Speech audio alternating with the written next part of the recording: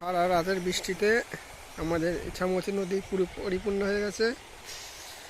এখানে মাছ ধরা হচ্ছে,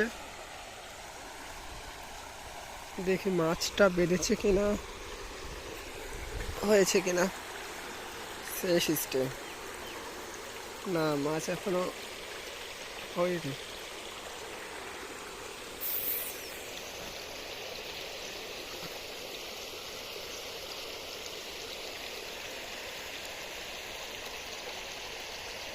জল আর জল, মাছ ধরার সিস্টেমটা কিন্তু সেই মানে বৃষ্টি হচ্ছে, তো বৃষ্টি হলেই জলটা, মাঠের জলগুলো নিচে নেমে যাচ্ছে আর নদীর যে মাছগুলো আছে সেগুলো উপরে ওঠার চেষ্টা করে।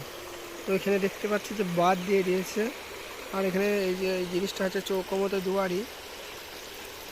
মাছ যখন উঠবে তখন দুয়ারিতে বাঁধবে, আর এখানে যে গার্ড দিয়ে দিয়েছে, ওই গার্ডে বড় মাছগুলো বেঁধে কী হয়, লাফ মারে। এবার লাফ মেরে যে এই জালে পড়বে বলে বা ছিটকিতে পড়বে বলে মাছটা,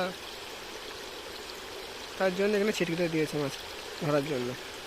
বিশাল বুদ্ধি যে এটা করেছে, তার মাথায় বুদ্ধি আছে, ব্রেনটে।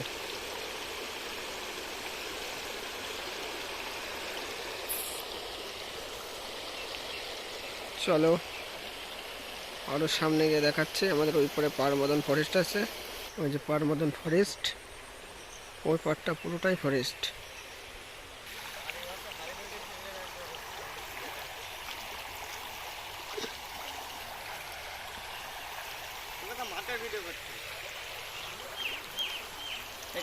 আমার বন্ধু টুকাই এখন জালটা দেখছে মাছ আছে কিনা ভিতরে।